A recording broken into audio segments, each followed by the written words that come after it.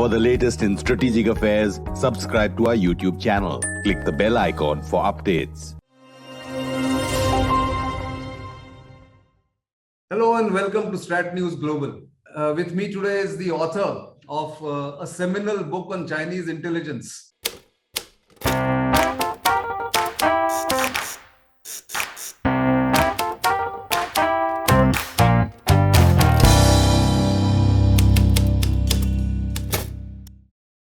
Roger Faligot speaking to me from France, and this is his book, Chinese Intelligence or Chinese Spies from Chairman Mao to Xi Jinping.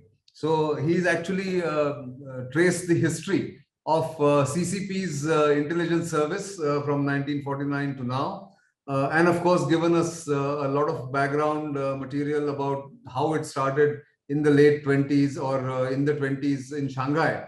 So let me first welcome Roger Faligot joining us from France. Welcome to this program, Roger. It's our privilege that you've agreed to speak to us. Again, congratulations, excellent book.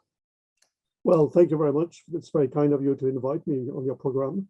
Right. So I was going through this book for the past month or so, and I think one of the things that struck me was how detailed the book is and how much of research has gone into this. What gave you an idea to actually attempt this particular genre or this particular subject instead of the usual CCP's history or the way the Chinese have modernized themselves? Give us an idea. Well, there are two major reasons. One was that I did write several books on the history of intelligence in Europe and obviously in France on the French intelligence service. But also since the mid-60s, I was very young then, I started to learn Chinese. And I was very interested by what I saw on TV, that was the Cultural Revolution. And I wanted to understand what it was. Then much later, of course, I started to wish to understand really who was behind the Cultural Revolution, what was Mao Zedong's role and his importance in the world history as much as Chinese history. And at this stage in, well, mid-80s, I worked with another friend to start to write a book which was the history of the, I would say, l'éminence grise, the gray eminence, the man who was behind or beneath Mao Zedong, in charge of intelligence service, secret service, and manipulating Red Guards, young children, I would say, or young kids during the Cultural Revolution. That man was Kang Sheng. And Kang Sheng, I managed to write a first biography, was published in the 80s. And lately, I decided to get more and more information as time went by, you know, with various presidents taking over, Deng Xiaoping, when he opened China on the cultural and on the economic front, and later Jiang Zemin, Hu Jintao, and nowadays Xi Jinping. And it was interesting for me to see how in the earlier stage, China did have an intelligence service and several secret services, but it was mainly on sort of peripheral, on the regional aspect of their strategy. Whereas today, there's a world global influence and intervention of those secret services. So I wanted to tell the story of this evolution from Mao to Xi Jinping. So wonderful, Roger. In fact, gives us an idea of how difficult this task must have been to trace the entire history like this. But let me also ask you, when I was going through the book, it is very evident that the early Chinese intelligence activity or the structure of the Chinese intelligence setup was very much influenced by the Soviet structure. The way the Soviets decided to organize themselves as far as espionage and spying and getting information was concerned. So does that influence still remain on the Chinese intelligence service? Well, first of all, I would say you're right, but I would say yes and no. Yes, they were influenced by the Soviet intelligence services, at the time the NKVD, later of the KGB or GRU, that is the military intelligence of the Red Army. But don't forget that the initial CP, Communist Party birth and embryo was both in Shanghai, in the French concession, and in France. People like Zhou Enlai, who became later the, as you know, the foreign affairs minister and the prime minister of Mao Zedong, was in France, for instance, and he set up in clandestine Chinese Communist Party in France. But they also had to fight against what we call the Deuxième Bureau, the second office, the intelligence service of the French, and counterintelligence, both in Paris and in Shanghai. So they were influenced by the Soviet advisors, if you want, also learning from fighting the French and thirdly, the British. Already the MI6 and other British secret services were in the international concession of Shanghai. So it's interesting to see that several key leaders of the Chinese intelligence services were studying all those manners, techniques of the various intelligence services. However, you're right, insofar as from the 20s, from the birth of the Chinese Communist Party, from the 1927, when there was a big uprising in Shanghai, and later in the 30s, 40s, the Soviets, mainly Stalin, in fact, the leadership under Stalin in Moscow, did teach Chinese secret services how to operate. And in fact, they are the university in Moscow for intelligence services where people were taught how to become a secret agent.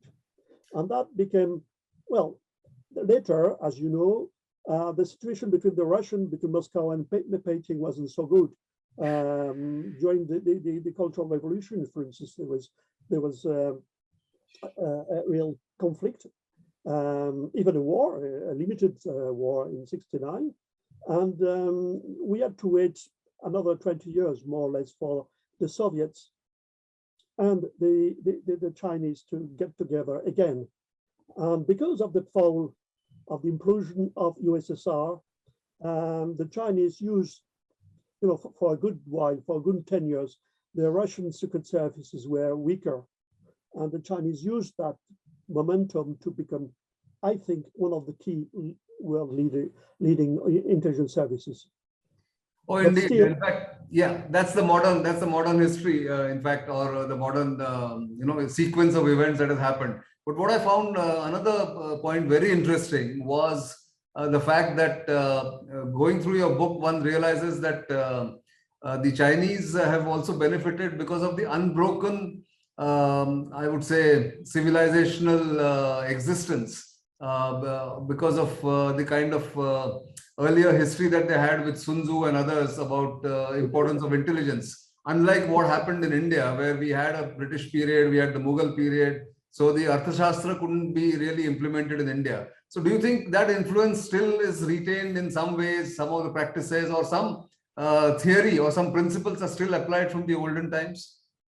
I think so, yes. By the way, I did write a book on which dealt with India and with Akbar, Mughals intelligence services. So I compared with the Chinese. Yeah. But the Chinese, you're right. At the time of the War of the Three Realms, going back to Sun Tzu and the Art of Warfare, all those books, okay, but at the same time, we have to say there's a traditional way of using networks, underground networks, ways to infiltrate leaderships of other countries, ways of using women, for instance, for being agents, in love affairs where you can recruit then the agent you want to be a secret agent for your own intelligence service.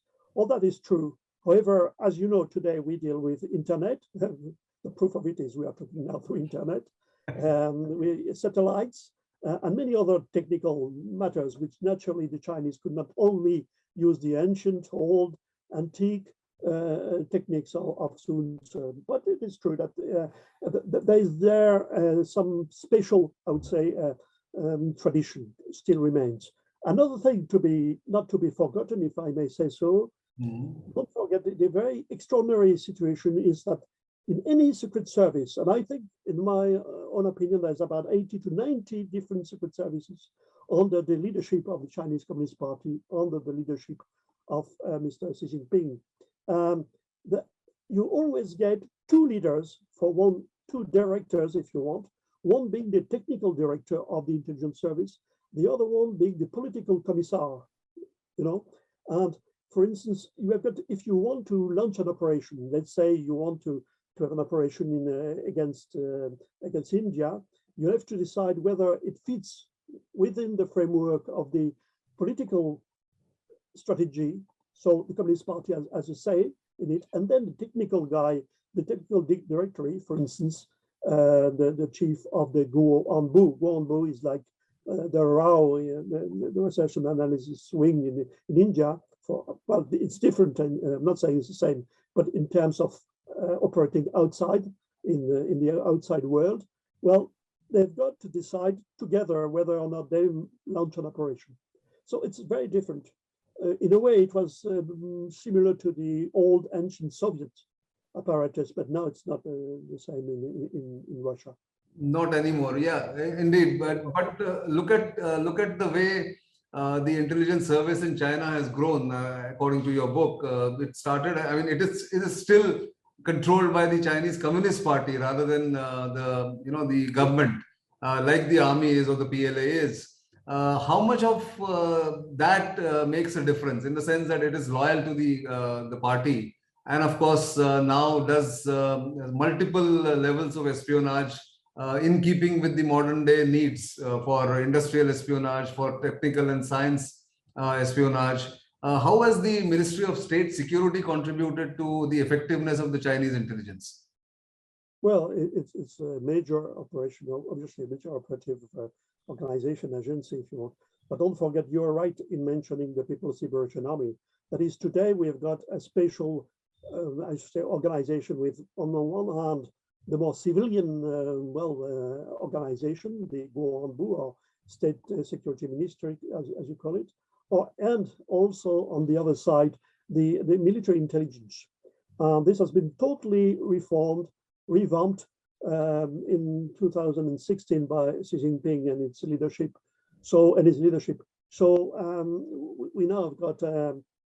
What would happen really is that they would also get together on one specific operation. Let's take something nowadays, Ukraine. I've been writing an article lately on the Ukraine situation.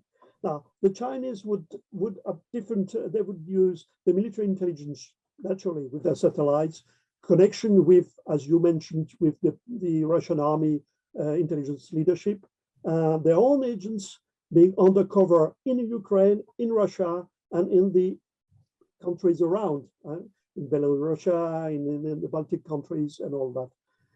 Then they would also get the cultural aspect and trying to use the Chinese communities everywhere, including in Kiev or in other places, in Moscow, and all that gets together. And they, at the top leadership situation, there's a situation room, if you're on the crisis organization being set up with representatives of all intelligence services to work together. And naturally, in the Ukrainian situation is very strange because the Chinese have good relationships with both the Russian and the Ukrainians. But 3 years ago, they were organizing the Ukrainian special forces under Chinese leadership, which is not very well known. Yeah. So you see all them, and they would set up a special committee. Same thing if they are in Delhi or in Paris, in the embassy, you'd have a special team of various intelligence services, and they decide to work on one aspect. Let's say when Mr. Macron became president of France, well, they had to work a lot to try to understand who would win the election and what would be the line of influence the Chinese could have, including recruiting people in France or in India, for that matter. Oh, indeed. In fact, I wanted to ask you, as somebody who's watched the intelligence space for such a long time, one of the weaknesses that democracies have is that they have free media, largely free media. There are opinion makers, there are different opinions, and there are different thought processes. Everything is not linear or of one mold like the Chinese. How much does that help the Chinese in trying to determine how to deal with a particular country? Let's say India.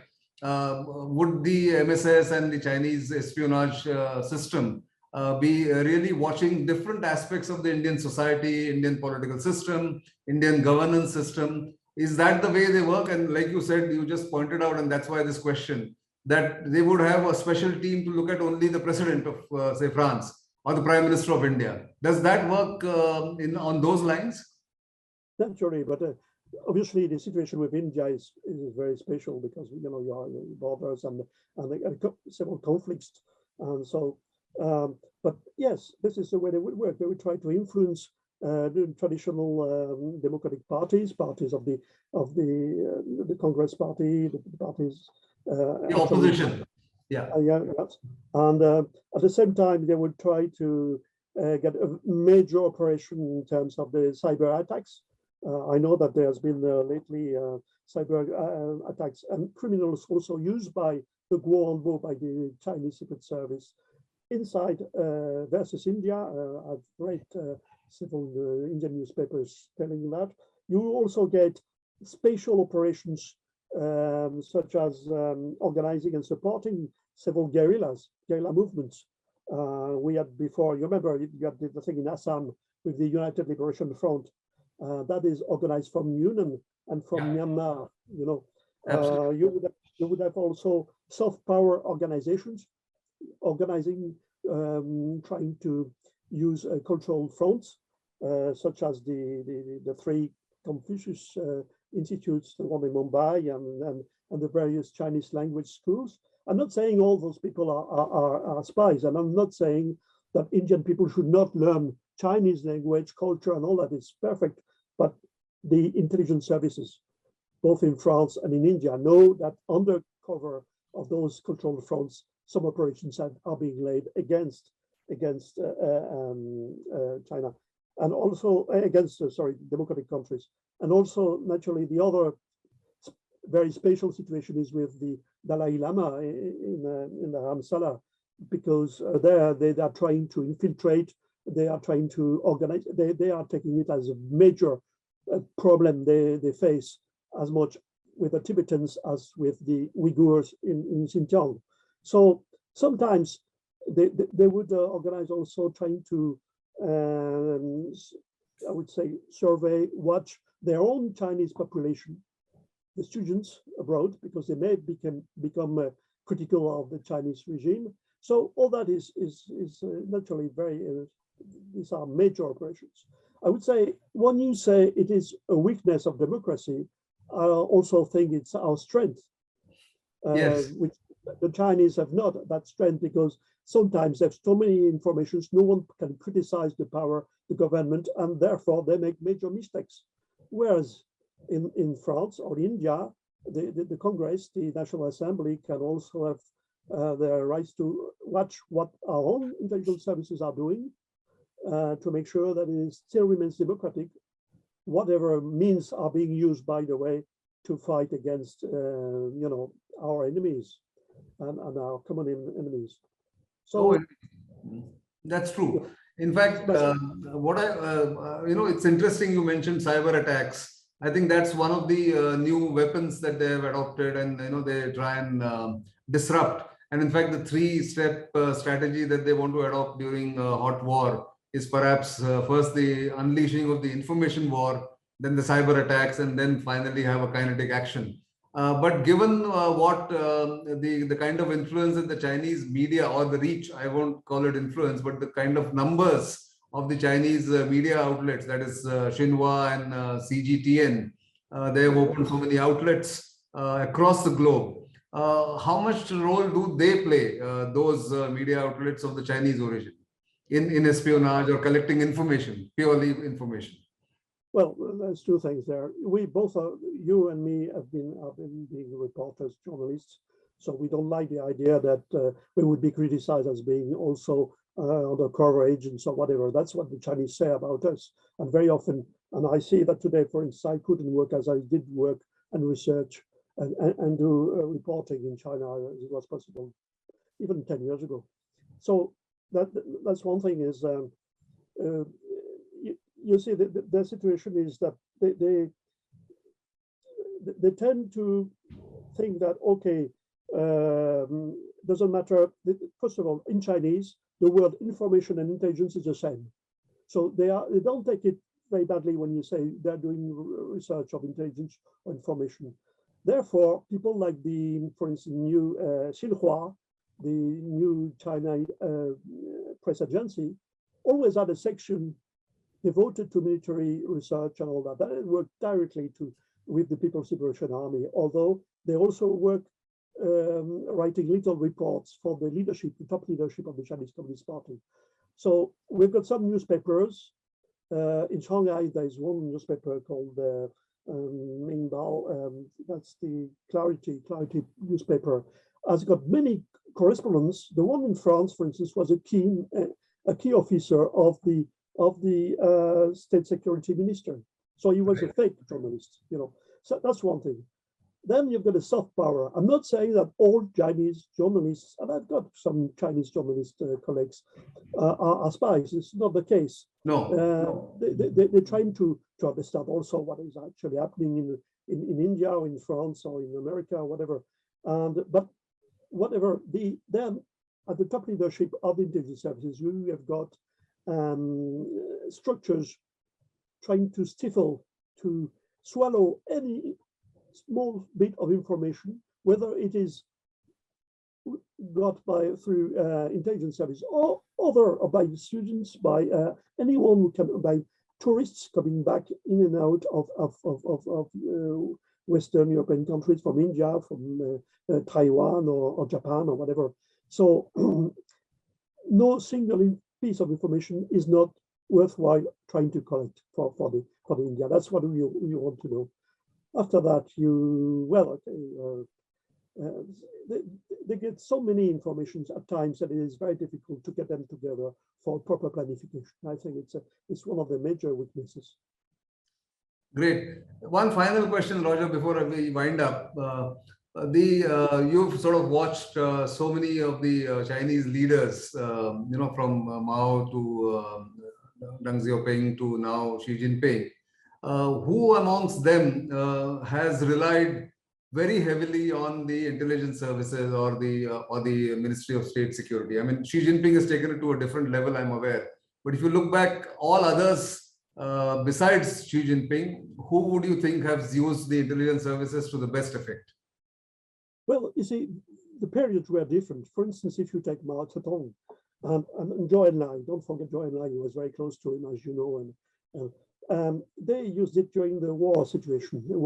First of all, revolutionary situation in the 20s, 30s, and then the war against the Japanese first, and then the civil war against the Nationalist Party, the Kuomintang, lost the war and went to Taiwan. So the methods then, the military intelligence was more important at that time. At the same time, they thought they would get weaker and weaker if they didn't suppress opposition within the Communist Party. Therefore, Mao also used a lot the counterintelligence, internal secret service to repress, to suppress dissidents, opposition, even in the 50s and 60s during the Cultural Revolution. Now, and actually he put Deng Xiaoping, the General Secretary of the party, in jail. But then Deng Xiaoping took over. Now his main intelligence position, if I may say so, was using it to provide a proper new economic opening of China. And he was very successful. For instance, they used they set up a new economic international trade organization, copied upon the Japanese way of using all the firms together, working. That's what the Japanese call the MITI, used to call the MITI, to do intelligence, business intelligence, economic intelligence, to help put forward a better situation for China. Now, actually, it did work rather well during the Deng Xiaoping period. And during that time, you had less and less, I would say, hardline military intelligence operations, not necessarily everywhere, but the main thrust was there. You had less operations of conflicting with other intelligence services, even the Americans or the Indians or the Europeans. But then the major situation for the following two leaders, that is Jiang Zemin and Hu Jintao, yeah. Was to broaden the scope of the intelligence services to make them actually able to accompany, to help the world happening of China becoming a key and a prime country power in the world. That they rather succeeded, I think, in a good way. Now, the problem with Xi Jinping is doing everything at the same time. He wants to become the prime, the first, the final major power in the world, including space intelligence, including intelligence in Alaska, in the Arctic seas and all that.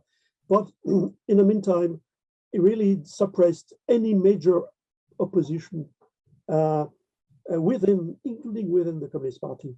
I'm not too sure, and I don't think I'm the only one China watcher saying that at the moment, there's a beginning of a situation becoming difficult for Xi Jinping. Naturally, he was very forceful when in 2012, he suppressed an opposition and even possibly a coup d'etat against himself, led by Bo Xilai, Bo Xilai, the mayor, Lord Mayor of Chongqing, and Tong Dongkong was the coordinator of intelligence. They both are in jail now. And he suppressed so many generals being purged, the army was purged, the party, the intelligence service. But to that extent that today, there are many people saying, well, the way he's dealing with Hong Kong, suppressing the Hong Kong democracy, which is not very good for the image, the general image of China. The Uyghur situation in Xinjiang, the way COVID, and I've got a chapter in my book, you didn't mention that, but on the biological warfare apparatus of China. I'm not saying, I'm sure that this is the origins of COVID-19, but it must be investigated. All that makes, and lately the COVID situation in Shanghai and other places, I'm not too sure that Mr. Xi Jinping is in a so strong a position nowadays. Very well put. I think it's a sweeping, canvas of Chinese history encapsulated in 20 minutes. But we could go on and on talking about it. But television demands that or YouTube demands that we end the conversation in 20-25 minutes. Thank you very much for your time, Roger. Fascinating to read your book. And thanks again. And we'll look forward to more conversations in the future whenever the situation arises. Thanks very much. Great. Goodbye now. Bye. Goodbye.